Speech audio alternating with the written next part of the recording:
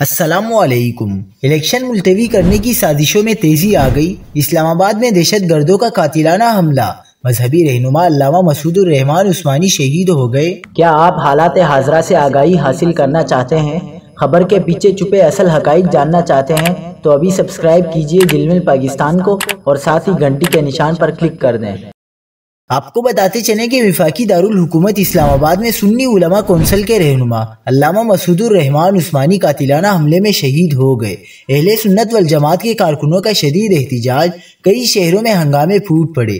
Police کے مطابق اسلام آباد کے غوری ٹاؤن میں دو موٹر سائیکل سواروں نے کار پر اندھادھند فائرنگ کی اور فرار ہو گئے۔ علامہ مسعود الرحمان عثمانی کے ساتھ ان کا ڈرائیور زخمی ہوا ہے۔ ترجمان پولیس نے بتایا کہ تھانہ کھنہ کے علاقے غوری ٹاؤن میں گاڑی پر فائرنگ میں جاں بحق شخص کی شناخت علامہ مسعود الرحمان عثمانی کے نام سے ہوئی۔ پولیس کے مطابق جلد ملزمان کو گرفتار کر کے قانون کے کٹہرے میں لایا جائے گا۔